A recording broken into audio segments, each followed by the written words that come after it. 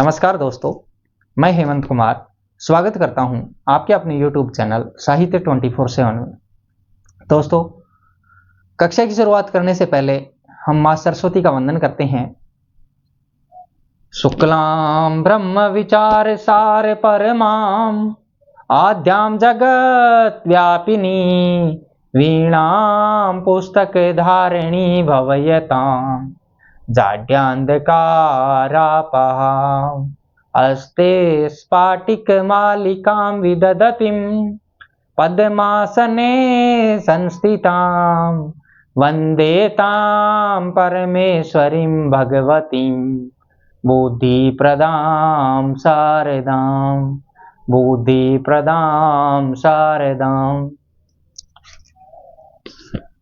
तो दोस्तों, पिछली कक्षा में हमने पढ़ा था स्वर और व्यंजनों की स्थिति के बारे में कि कहाँ से इनका जो इनकी स्थिति कौन कौन सी है, किस प्रकार से इनका जो उच्चारण बिंदु है, उच्चारण केंद्र है, उनके बारे में। जो स्वर और व्यंजन है हमारे, उनको किस तरीके से डिफाइंड किया गया है उसके बारे में अध्ययन किया। स्वर और व्यंजन कितने प्रकार के होते हैं, ठीक है, उनके विभिन्न जो आधार हैं उनका वर्गीकरण किया हमने। स्वर और व्यंजनों को जो मतलब डिफाइंड करते हैं कि भाई ये स्वर इसमें आएगा, उच्चारण स्थान, उच्चारण अवधि, ओष्ठ आकृति के आधार पर, जीवा की क्रियाशीलता के आधार पर, और मुखाकृति के आधार पर, और नासिकता के आधार पर। और जैसे व्यंजनों का वर्गीकरण जब हमने किया था, तो व्यंजनों का वर्गीकरण हमने किया था, उसके अंदर स्पर्शी व्यंजन, संघर्षी व्यंजन, स्पर्श संघर्षी व्यंजन, नासिकीय व्यंजन, उक्षिप्त व्यंजन, पार्श्विक व्यंजन, प्रकंपित व्यंजन, संघर्षहीन व्यंजन, इनके बारे में हमने पढ़ा था, इनका वर्गीकरण किया था हमने। तो दोस्तों, इसी क्रम को हम आगे बढ़ाते हुए आज हम जो हमारा वर्ण विचार का टॉपिक है उसको कंप्लीट करने की कोशिश करेंगे। और उसको कंप्लीट करने के लिए हमें जो हमारा लास्ट टॉपिक बचा हुआ है, स्वर और व्यंजनों का जो उच्चारण स्थान है ना, हिंदी वर्णमाला में जो वर्णों का उच्चारण स्थान है, उसके बारे में हम जानकारी प्राप्त करेंगे। तो दोस्तों, चलिए कक्षा की शुरुआत करते हैं। तो दोस्तों, कक्षा की शुरुआत करते हैं वर्ण विचार के अंतिम बिंदु उच्चारण स्थान के साथ में।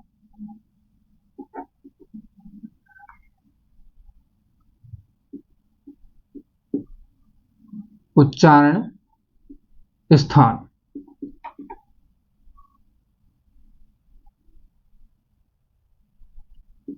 वर्णों का जो उच्चारण स्थान है, विभिन्न वर्णों का जो हमारे हिंदी वर्णमाला में जो 52 वर्ण हैं, उनको किस प्रकार से उच्चारण स्थानों में डिवाइड किया गया है, क्या क्या उच्चारण स्थान है उनके, कहां से वो उच्चारित किए जाते हैं, इनके बारे में हम चर्चा कर रहे हैं। तो सबसे पहले जैसे मैं सारणी बनाता हूं उसी तरीके से आप सारणी बना लीजिएगा, आसानी होगी। तो एक तरफ हम लिखते हैं क्रम संख्या, ठीक है। बीच में हम लिखते हैं उच्चारण सूत्र, उच्चारण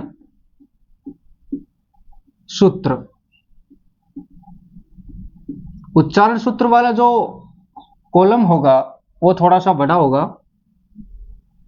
क्योंकि यहीं पे हम लिखेंगे उच्चारण सूत्र और उसके साथ में वर्ण कि भाई कौन सा उच्चारण सूत्र है, उसके आधार पे इसमें कौन कौन से वर्ण आते हैं, और लास्ट में हम अंतिम में लिखेंगे उच्चारण स्थान,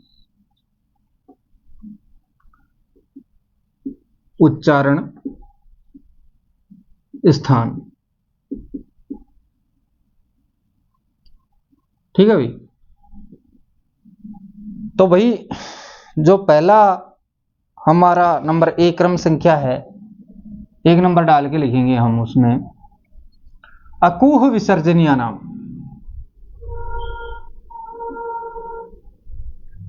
अकूह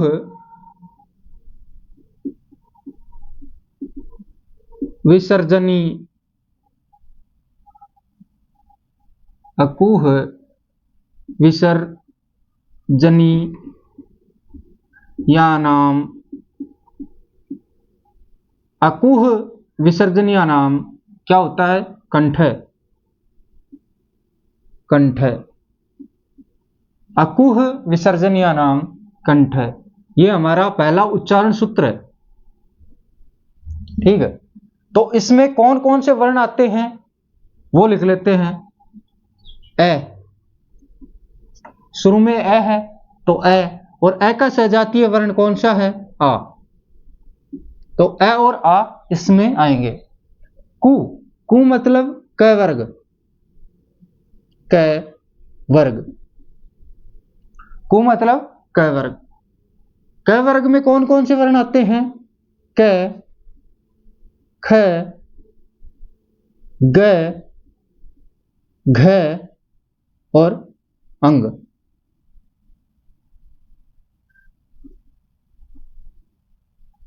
ठीक है भाई, इसमें एक वर्ण और आता है अंग। ठीक है, अकुह विसर्जनीय नाम कंठ है। तो इसमें हमने वर्ण लिख लिए, माफ कीजिएगा।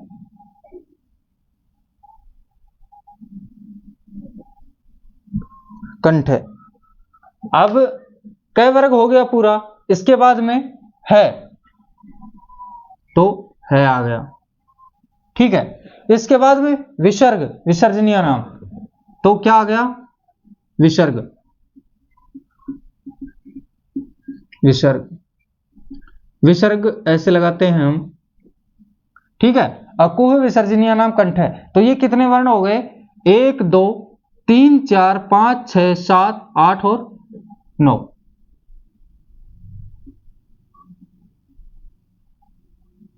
इनका जो उच्चारण स्थान है वो क्या है? कंठ। इसी सूत्र में है कंठ, कंठ।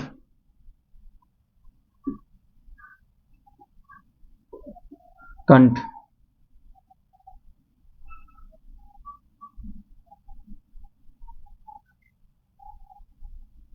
ठीक है, इसके बाद में जो सूत्र नंबर 2 है वो है हमारा ईचू। ईचू यसा नाम तालु।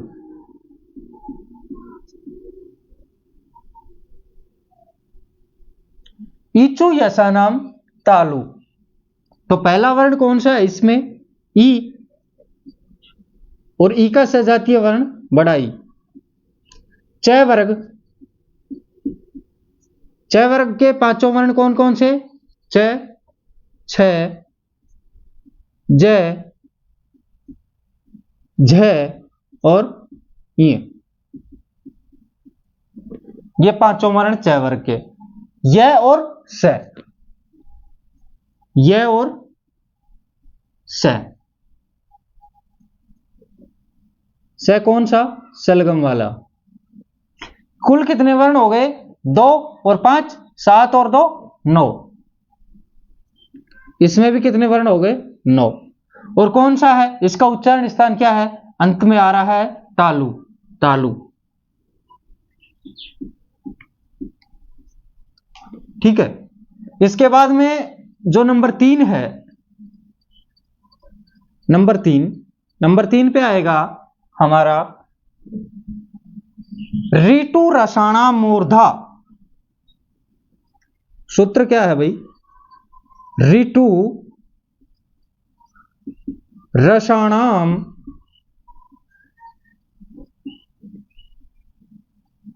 मूर्धा।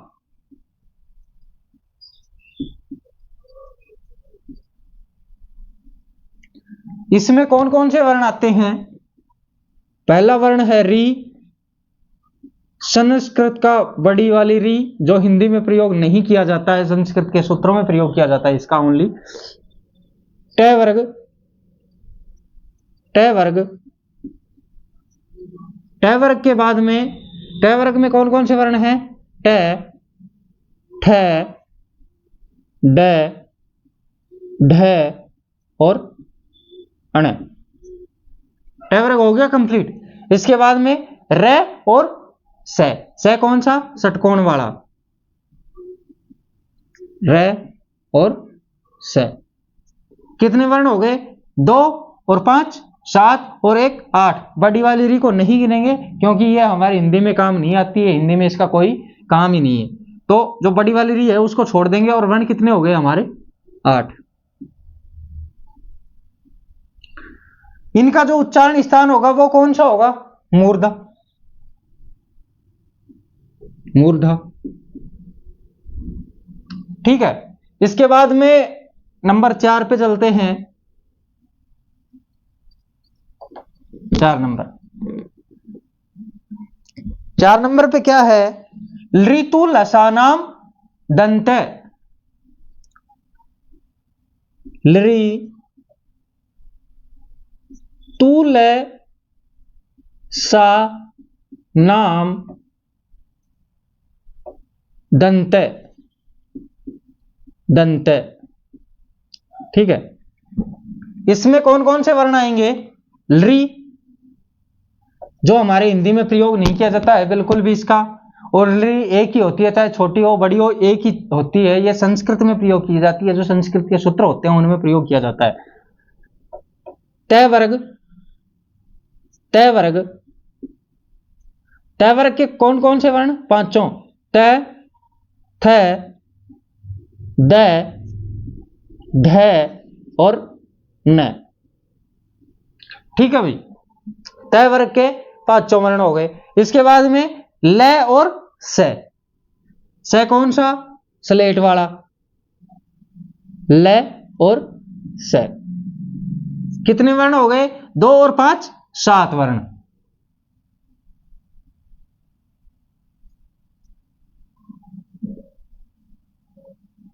सात वर्ण। इनका जो उच्चारण स्थान होगा वो कौन सा होगा? दंत, यानी दांत, दंत, क्या? दांत। ठीक है, इसके बाद में नंबर 5 पे आता है वह उपपदमान्या नाम औष्ठो, उपपद मानिया नाम, उपपदमान्या नाम ओष्ठ।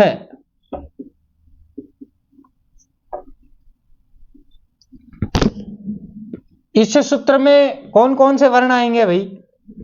उ, और उ का सजातीय वर्ण बड़ा वाला उ। ठीक है, प वर्ग, प वर्ग, प वर्ग के कौन से वर्ण? 5 वर्ण, प, फ, ब,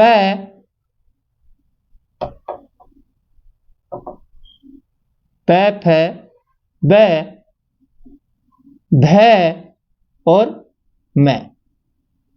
5 तो वर्ण हो गए ये, बस। और कौन सा है? और तो कोई भी नहीं है।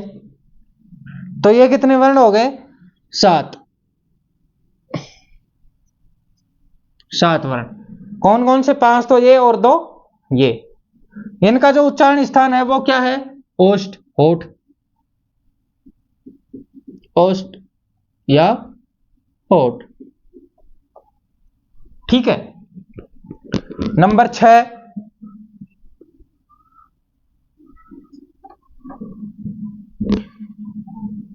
यम गणना नाम नासिका च, यम गण न नाम नासिका च। इसमें कौन कौन से वर्ण आते हैं? इसमें आते हैं अंतिम 5 वर्ण, 5 वर्गों के अंतिम 5 वर्ण। कौन कौन से? देखो लिख लेते हैं। अंग भी वही इसी में आता है। अंग, य,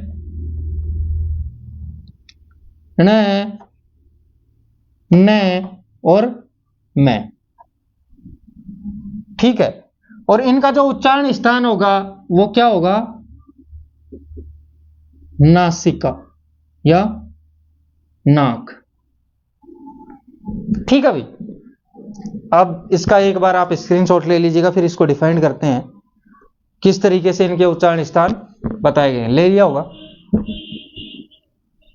तो भाई चलो शुरुआत करते इस सूत्र को समझ लो, सब कुछ समझ में आ जाएगा। अकुह विसर्जनीय नाम, ए और आ, क्योंकि आ क्यों, आ इसका ए का सजातीय स्वर है। ठीक है, कु मतलब क वर्ग कंप्लीट, क वर्ग में क, ख, ग, घ और अंग। ठीक है, लास्ट में बचा है और विसर्ग, ये हो गया हमारा विसर्ग। अब देखो सबसे मेन बात ये है कि भाई विसर्ग का उच्चारण स्थान कंठ कैसे है। विसर्ग का उच्चारण स्थान कंठ इसलिए है क्योंकि जो विसर्ग है ना, इसको जब हम उच्चारित करते हैं शब्दों के साथ में जोड़ के, तो कौन सी ध्वनि निकलती है की। अब मैं आपको बता देता हूं विसर्ग को कैसे उच्चारित करते हैं है के साथ में। जैसे हम लिखते हैं अतः ही बोलेंगे, प्रातः, लास्ट में है की ध्वनि निकल रही है विसर्ग के साथ में, तो इसका उच्चारण स्थान कंठ ही लिया गया है। ठीक है, इसके बाद में देखो जो कंठ से जब हम ये उच्चारित करते हैं तो जीभ हमारी स्वतंत्र होती है, उसमें कोई हलचल नहीं होती है। जैसे देखो ए, आ, क, ख, ग, घ, अंग, ए, आ, क, ख, ग, घ, अंग।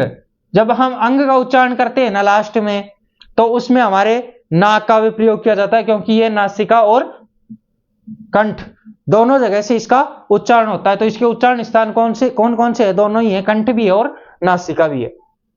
ठीक है, इसके बाद में है बोलेंगे ना, तो भी हमारी जीभ है वो एकदम शांत रहेगी, शिथिल रहेगी, वो ना तो हिलेगी ना डुलेगी। ठीक है, एकदम शांत। इसके बाद में नंबर 2 पे आता है जो हमारा सूत्र था, वो है ईचू यसानाम तालु, मतलब ई।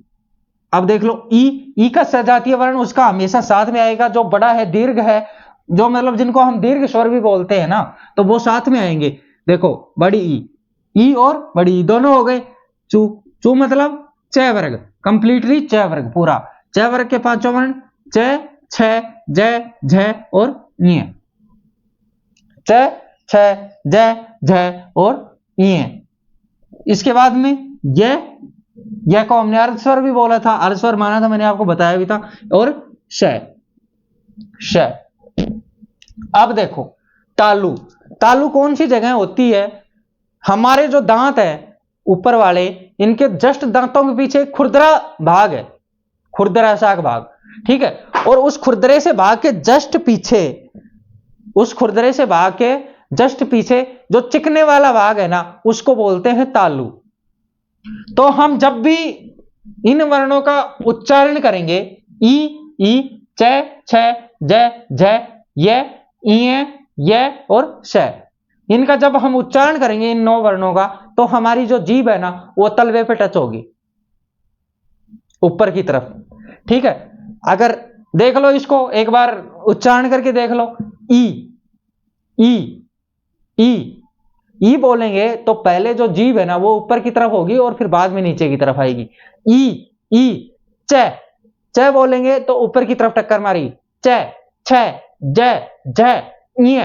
ठीक है, ये और श, क्या श, मतलब जो सीटी वाला स है ना, देखो पहले इन तीनों श को ही हम ले लेते हैं। शलगम वाला स जो तालव्य स है, उसका उच्चारण करेंगे तो मुंह से ऐसे लगेगा कि जैसे सीटी सी बज रही हो, श श श। ठीक है, इसके बाद में षटकोण जो मूर्धा वाला स है, इसका जब उच्चारण करेंगे तो हमारी जीभ है ना, वो दांतों के जस्ट पीछे वाले भाग में जो खुरदरा स्थान है ना, वहां पे टच होनी चाहिए। और शलगम वाला स का जब उच्चारण करेंगे ना, तो खुरदरे वाले भाग से भी पीछे जो चिकना भाग है वहां पे टच होगी, और सीटी की तरह से जो आवाज स की निकलेगी ना, वो होगा तालु वाला स। इसके बाद में जो मूर्धा वाला स होगा, मूर्धे वाले स में जो खुरदरा भाग होगा ना, वहां पे दांतों के पास में जो जीभ टच करेगी, तब इस स का उच्चारण होगा जो मूर्धा से होगा। कौन सा, स, वो तो श, ये स, ठीक है। इसके बाद में जो सपेरे वाला स, जिसको दंत स बोलते हैं, इसके अंदर हमारी जीभ है वो दांतों को टच होनी चाहिए, तभी इस स का उच्चारण होगा अच्छे से। इस स का उच्चारण करने के लिए हमारी जीभ को कहां टच होना चाहिए भाई? दांतों के ऊपर, जैसे स स स स, ठीक है। तीनों स बता दिए मैंने। इसके बाद में हम आगे बढ़ते हैं। ऋतु रसाणाम मूर्धा, मतलब री, तो री हमारे हिंदी वाला, ये जो संस्कृत वाला री है बड़ा वाला, इसको छोड़ देते हैं क्योंकि इसका हिंदी में कोई काम ही नहीं है, ठीक है। वैसे लिख सकते हैं क्योंकि मैंने लिखवाया, आप लिख के रख लो, लेकिन ये संस्कृत भाषा का है, हमारे हिंदी भाषा का नहीं है। इसके बाद में टू, टू मतलब ट वर्ग, कंप्लीट ट वर्ग। ट वर्ग में ट, ठ, ड, ढ और अणे, ट, ठ, ड, ढ और अणे, फिर र और षटकोण वाला स, ठीक है। अब देखो इनको उच्चारण, इनका उच्चारण करके देख लो। हम बोलेंगे, जब इनका हम उच्चारण करेंगे तो जो हमारी जो जीभ है वो मूर्धा, मूर्धा मतलब मैंने अभी आपको बताया था थोड़ी देर पहले कि मूर्धा जो हमारे ऊपर वाले दांत है उनके जस्ट जो पीछे वाला खुरदरा भाग है ना, वो मूर्धा होता है। तो इनका उच्चारण करके देख लेंगे। री खुरदरे वाले भाग पे टच हो रही है, ट, ठ, ड, ढ, ण, ट, ठ, ड, ढ, ण, र, र, रेफ, र और स, स, स, स, ठीक है। इसके बाद में आगे बढ़ते हैं। ऋतु लसानाम तालु, अब मैंने 4 जगह इनके नीचे अंडरलाइन की है, तो सबसे पहला जो वर्ण है वो री, और री हमारे हिंदी में काम नहीं आता, इसलिए इसको भी गोला कर लेंगे, इसको गिनेंगे नहीं हम हिंदी में, ठीक है। तू ट वर्ग, कंप्लीटली पूरा का पूरा जो त वर्ग है वो त, थ, द, ध, न, ठीक है। उसके बाद में ल और स्लेट वाला स या सपेरे वाला स। तो देखो जब हमारी जीव्या हमारे दांतों को स्पर्श करके जिस वर्ण का उच्चारण होता है वो दंत वर्ण कहलाते हैं, ठीक है। ये एक परिभाषा है कि जब हमारी जीवा का उच्चारण दांतों के साथ में स्पर्श करके जिन वर्णों का उच्चारण किया जाता है वो दंत वर्ण कहलाते हैं। तो त वर्ग का उच्चारण करके देख लो भाई, त, थ, द, ध, न, हमारी जीभ है वो दांतों को टच हो रही है। इसके बाद में ल और स, स, स, स, ठीक है।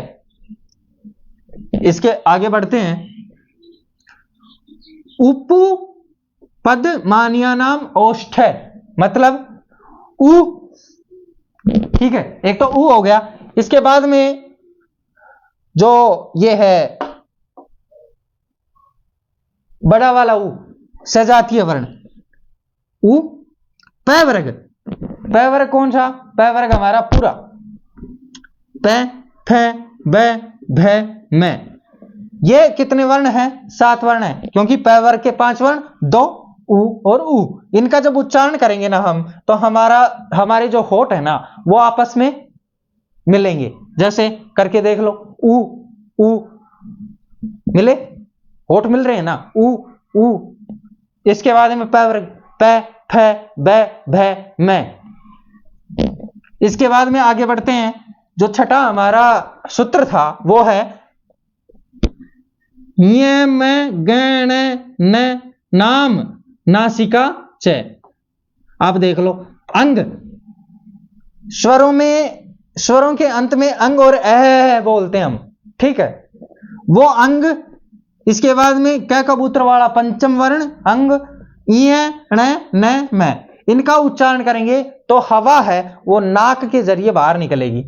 इनका जो उच्चारण होगा वो नाक में होगा, नाक के द्वारा उच्चारित होंगे। इसलिए ये जो पंचम वर्ण है ना, 5 वर्ण, 5 तो ये और 1 ये अंग, 6 वर्ण है ना, ये 6 वर्ण, इनका उच्चारण स्थान, इन 5 वर्णों का जो उच्चारण स्थान है ना, ये नाक भी है और ये अपने अपने वर्ग के साथ में भी इनका उच्चारण है। अब देखो अंग, अंग का उच्चारण स्थान कंठ भी है और नासिका भी है। ई है, इसका उच्चारण स्थान तालु भी है और नासिका भी है। अने इसका उच्चारण स्थान मूर्धा भी है और नासिका भी है। न इसका उच्चारण स्थान दंत भी है और नासिका भी है। और मैं इसका उच्चारण स्थान होठ भी है और नासिका भी है। समझ में आ गया होगा। आगे बढ़े।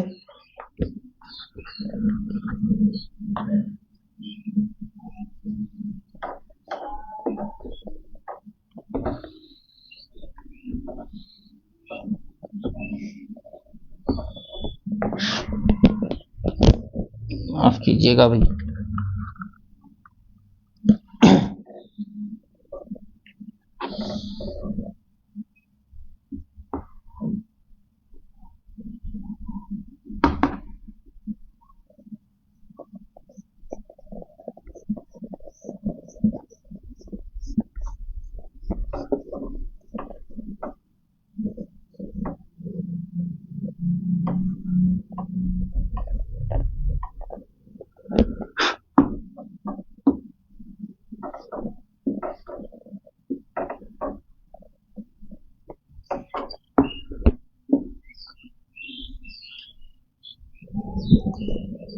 अब नंबर जो 7वां सूत्र है हमारा, वह है 7वां सूत्र वकारस्य दंतोष्ठ। वकारस्य, माफ कीजिएगा,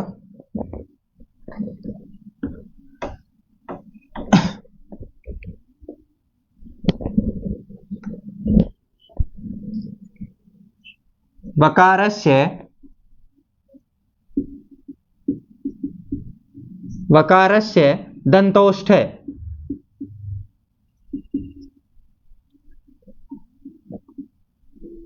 वकार, वकार मतलब वह, ओनली वह वर्ण। कौन सा वर्ण? वह। यह एक वर्ण है और इसका उच्चारण किस किस स्थानों से होता है? दंत भी और होठ भी। दंत और होठ दोनों से इसका उच्चारण किया जाता है। नंबर 8 पे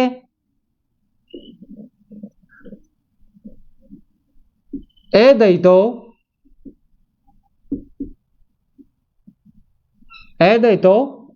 कंठ तालु, कंठ तालु। एदयितो कंठ तालु। ए और आई, ए तो आ ही गया ना इसमें, ए और आई। बिना चोटी वाले की एक चोटी, एक चोटी वाले की दो चोटी। ये लो, दो चोटी। ठीक है। ये जो दो वर्ण हैं, इनका उच्चारण कहां कहां से होता भाई? कंठ से और तालु से।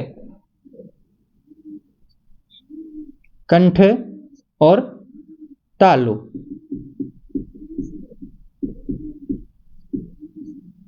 ठीक है। इसके बाद में नंबर 9 पे आता है ओ दौतो कंठोष्ठ। ओ दौतो कंठोष्ठ। कंठोष्ठ।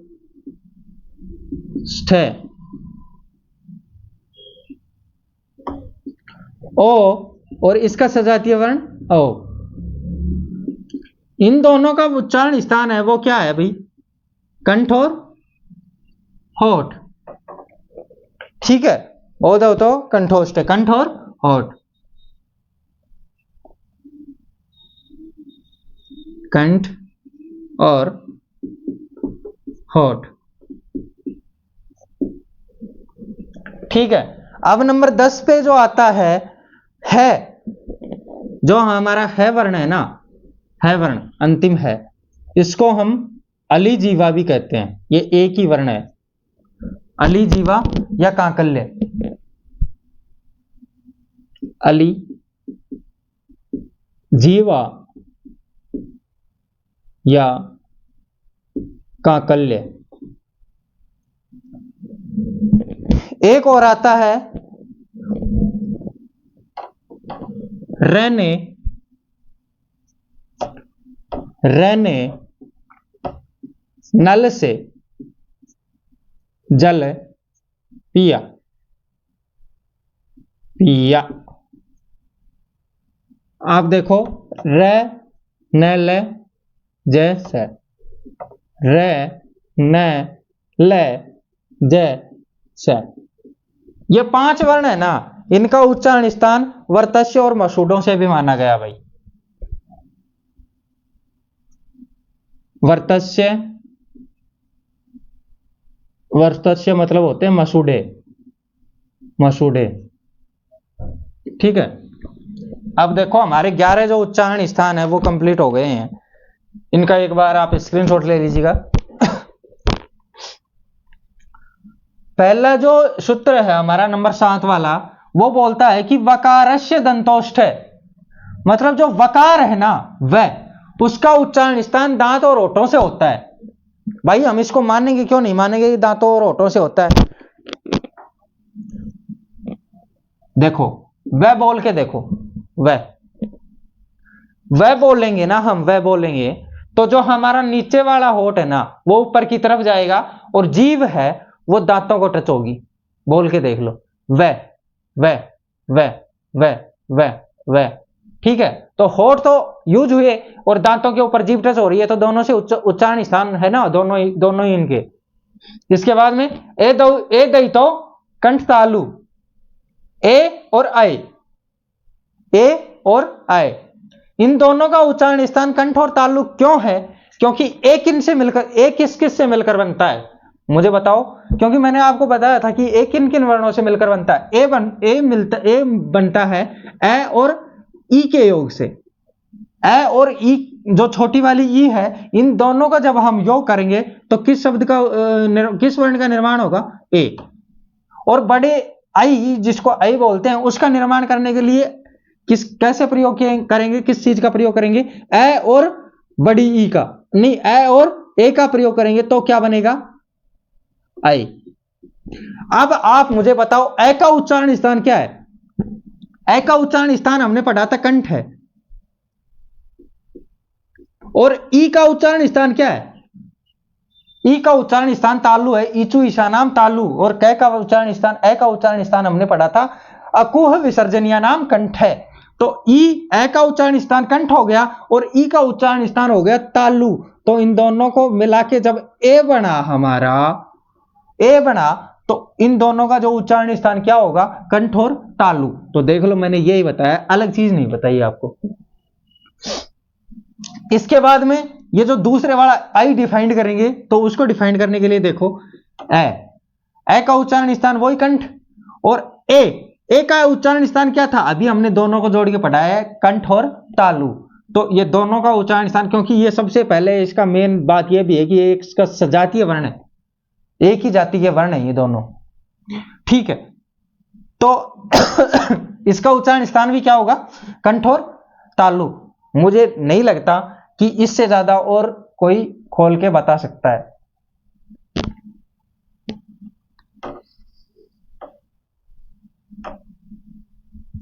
इसके बाद में ए दई तो कंठ तालु हो गया, इनके दोनों के उच्चारण स्थान कंठ और तालु है, दो उच्चारण स्थान है। इसके बाद में है ओ दो तो कंठोष्ठ है। अब ओ किससे मिलकर बनता है? देखो इसको भी देख लो, ओ और औ। ठीक है, ये दोनों क्या है? समानार्थी है।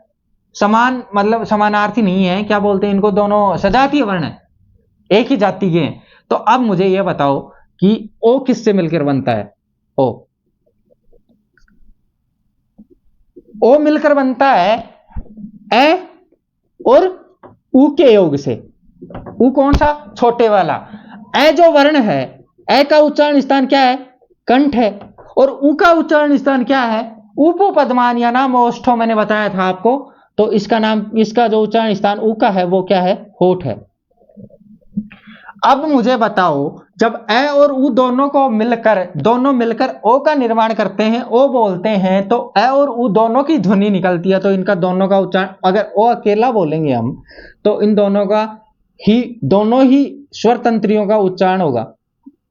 दोनों ही स्वरतंत्रियां काम में आएंगी। तो दोनों स्वरतंत्रियां काम में आएंगी तो कंठ और ओष्ठ दोनों ही इसके उच्चारण स्थान होंगे। क्यों? क्योंकि अ का उच्चारण स्थान कंठ है, मैंने पहले बताया था, अकोह विसर्जनीय नाम कंठ है, और उ का उच्चारण स्थान होता है होठ, उपु पद्मानिया नाम ओष्ठ।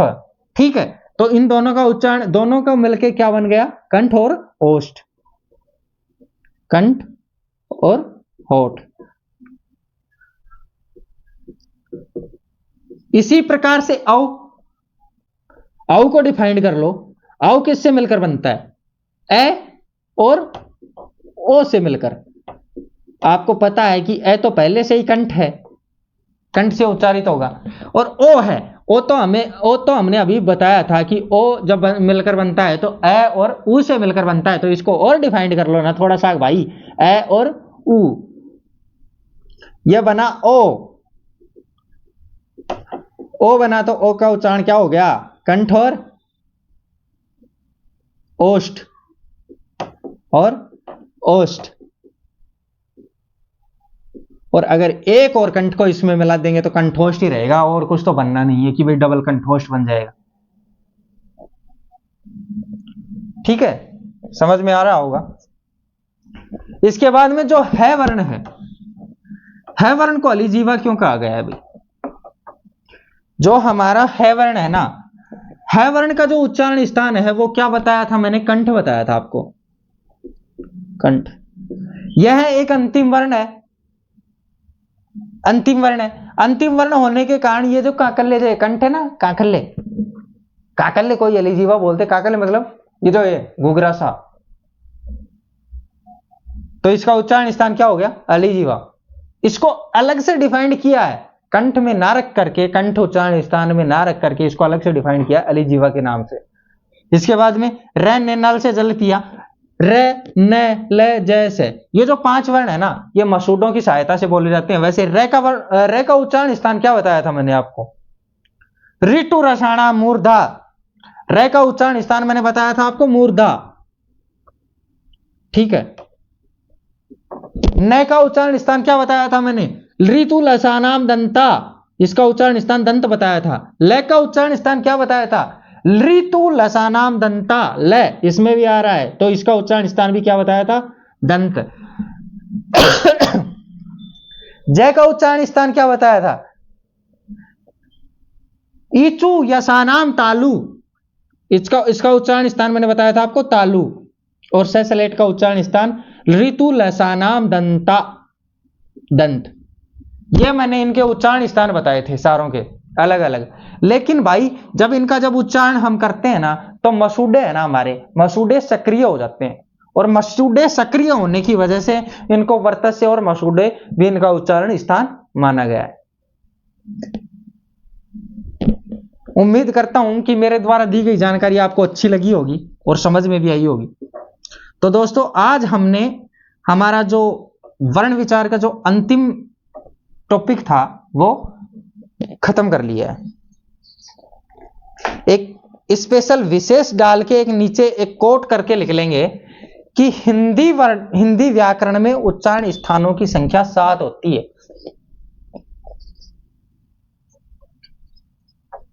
हिंदी व्याकरण में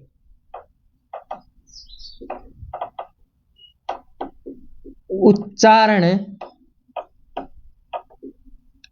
स्थानों की संख्या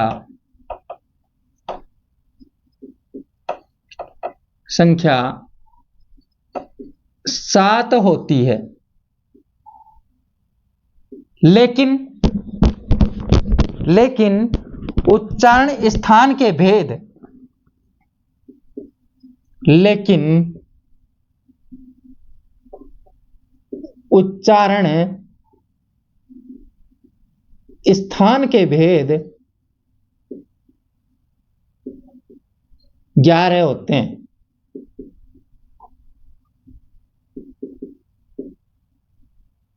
ये मैं नहीं बोल रहा, ये बोल रहा है एनसीईआरटी। और यह प्रश्न आया हुआ है कि उच्चारण स्थानों की संख्या कितनी होती है, तो उच्चारण स्थानों की संख्या भाई होती है 7। और उच्चारण स्थानों के जो भेद होते हैं वो भेद होते हैं 11। नोट कर लो, ठीक है। अब आगे बढ़े, 2-3 क्वेश्चन है, वो क्वेश्चन नोट करवा देता हूं, उसके बाद में फिर हम जो हमारा अगला बिंदु है उसकी ओर बढ़ेंगे। आज की कक्षा को हम यहीं पे विराम देंगे, जो क्वेश्चनों के बाद में, ठीक है।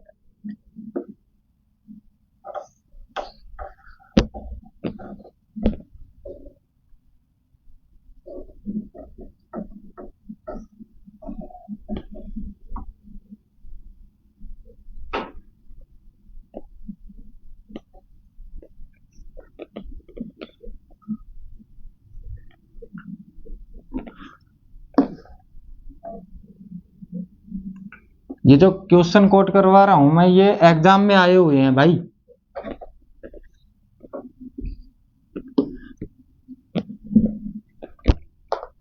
ऐसे क्वेश्चन बनते हैं और बहुत बार बन जाते हैं, अलग अलग भी तरीके से बन जाते हैं, तो मैं सोच रहा हूं कि वो लिखवा दूं आपको।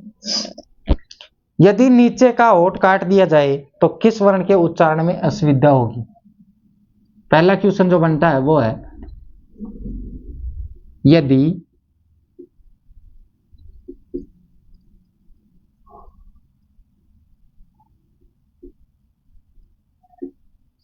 नीचे का होठ काट दिया, यदि नीचे का होठ काट दिया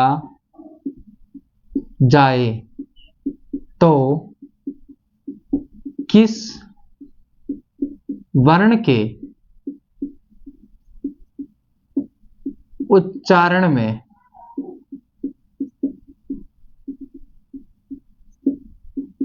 असुविधा होगी? यदि जो हमारा नीचे का होठ, वापस से 1 मिनट रुकिएगा, माफ कीजिएगा इसके लिए।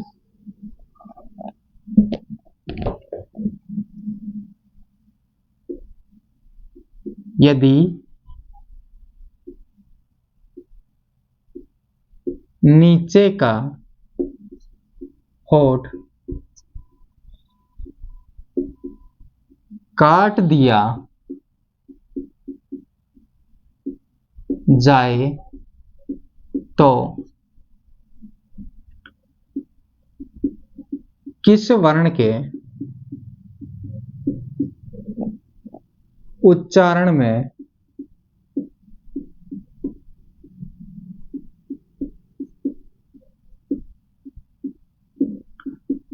असुविधा होगी?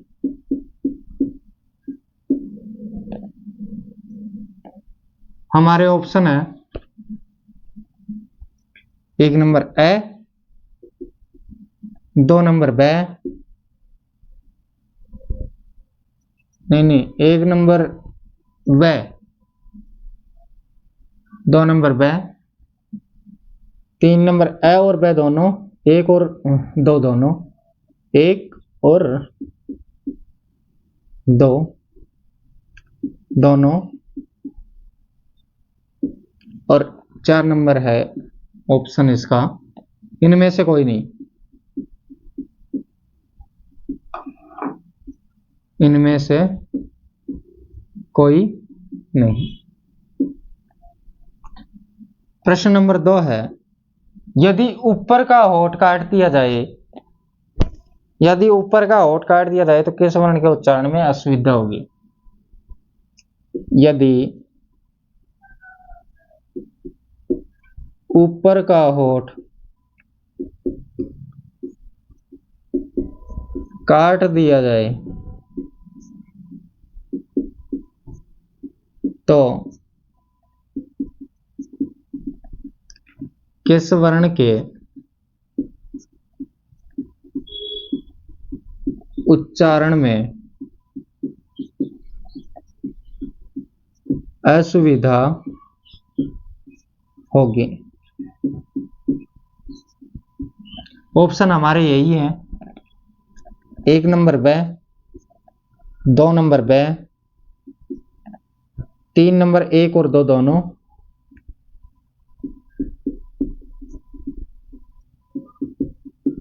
और 4 नंबर इनमें से कोई नहीं।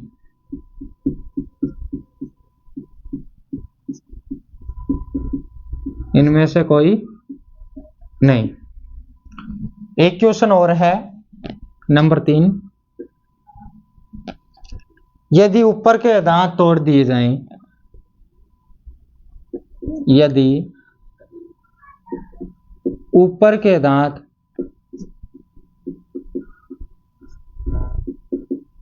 तोड़ दिए जाएं तो किस वर्ण के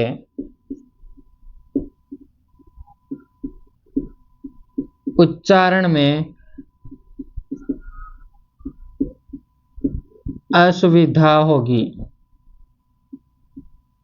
ऑप्शन हमारे यही है, 1 व, 2 व, 3 1 व 2, 1 और 2 दोनों, और 4 उपरोक्त में से कोई नहीं। इनमें से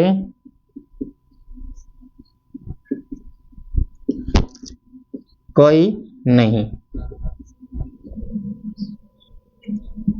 अब देखो भाई, यदि नीचे का होंठ काट दिया जाए तो किस वर्ण के उच्चारण में दिक्कत होगी हमें? वह मैंने बताया था, वकार होता है वो दंतोष्ठ होता है, दंत भी और ओष्ठ भी, और ओष्ठ होता है वो विशेषकर कौन सा काम करता है? नीचे वाला, वह के उच्चारण में। प उपपदमानिया नाम ओष्ठोच्चय, तो प वर्ग जो पूरा होता है उसका उच्चारण स्थान होता है होठों का, और होठों का उच्चारण स्थान होने की वजह से इसमें दोनों होठ हैं वो आपस में टकराते हैं, दोनों होठों का आपस में स्पर्श होता है, तो ये दोनों होंगे। क्यों? क्योंकि नीचे का होठ कट रहा है, तो नीचे का होठ कट रहा है तो मतलब वह वकार भी है। क्यों? क्योंकि वकार है उसमें नीचे का होठ, नीचे के होठ की आवश्यकता होती है, और वह वो तो बगैर होठों के बोलना ही नहीं जाएगा, चाहे ऊपर का कटो या नीचे का कटो। तो इसका जो उत्तर होगा वो क्या होगा? 1 और 2 दोनों। इसके बाद में जो हमारा दूसरा प्रश्न था, अगर ऊपर का होठ काट दिया जाए, भाई ऊपर का होठ, वह वजन जब उच्चारण करते हैं, वकार का उच्चारण करते हैं, तो इसमें ऊपर वाले होठ का कोई मतलब ही नहीं है। वकार दंतोष्ठ जरूर होता है, दांत और होठ का प्रयोग जरूर होता है, लेकिन नीचे वाला होठ का प्रयोग होता है, और जो वह है इसका उच्चारण जब हम करते हैं तो इसमें ऊपर वाले दांत, ऊपर वाले होठों की भी आवश्यकता होती है, इसलिए ऊपर का होठ काट दिया जाए ना तो इस वह को उच्चारित करने में हमें असुविधा होगी। अब ये बोल रहा है कि यदि ऊपर के दांत तोड़ दिए जाए तो किस वर्ण के उच्चारण में प्रॉब्लम होगी? भाई देखो, जो हम वह का उच्चारण करते हैं तो हमारा जो नीचे वाला होठ है ये दांत को स्पर्श होता है ऊपर वालों को, और ये जो वह का उच्चारण करते समय जो हमारे जो होठ हैं वो ही मिलते हैं, ना कि दांतों से कोई संपर्क होता है। अगर दांत तोड़ दिए जाए तो तोड़ दो, हमारे जो वह का उच्चारण हम करेंगे तो वह का उच्चारण करने के लिए तो हमें होठों की आवश्यकता है, दांतों की आवश्यकता थोड़ी है। और यदि ऊपर का दांत तोड़ दिया जाए तो कौन सा उसका उत्तर हो जाएगा? सही उत्तर वह। तो दोस्तों, उम्मीद करता हूं कि मेरे द्वारा दी गई जानकारी आपको अच्छे से समझ में आई होगी, और आपसे निवेदन है कि आपके अपने चैनल को थोड़ा सा ग्रो करवाने में मदद करें, अपने फ्रेंड्स वगैरह को एक दूसरे से शेयर करें, जिससे कि थोड़ा और अच्छा कंटेंट देने की कोशिश कर सकूं, क्योंकि मोटिवेशन होता है भाई। वीडियो देखते हैं, अगर उसको लाइक वगैरह नहीं करते हैं तो ऐसा लगता है कि जैसे मैं एक नीरस टाइप की वीडियो बनाता हूँ। नीरस का अर्थ होता है जिसमें कोई रस ना हो। अगर आपको रस नहीं आ रहा तो मुझे कमेंट करके बताएं कि भाई सर ये प्रॉब्लम है, मैं उसको सोल्व करने की कोशिश करूंगा अगर छोटी मोटी जो प्रॉब्लम हुई तो। और आज मैंने एक टॉपिक जो हमारा था उसको कंप्लीट किया, जो वर्ण विचार होता है, जो सबसे पहले शुरू में जो पढ़ाया जाता है व्याकरण में स्टार्टिंग में, तो उसको हमने कंप्लीट कर दिया है। अगला जो वीडियो होगा वह हमारा वर्णमाला को लेकर के होगा, कंप्लीट वर्णमाला। वर्णमाला के बाद में एक छोटा सा जो फर्स्ट ग्रेड का टॉपिक है शब्दकोश का क्रम। बहुत ही इजी टॉपिक है और 2 नंबर का प्रश्न हमेशा एक प्रश्न आता ही है और वो फ्री के नंबर होते हैं। कोई ज्यादा दिक्कत नहीं है, सिर्फ और सिर्फ एक वीडियो में वो जो हमारा शब्दकोश का जो क्रम है वो कंप्लीट हो जाएगा। उसके बाद में हम आगे बढ़ेंगे, वर्ण विचार हो गया, शब्द विचार की ओर। ठीक है, शब्द विचार में जो हमारे आते हैं उसमें संधि, समास, प्रत्यय, उपसर्ग, शब्दों का निर्माण किस प्रकार से किया जाता है उसके बारे में हम शुरुआत करेंगे। तो धन्यवाद दोस्तों, आपका दिन शुभ रहे।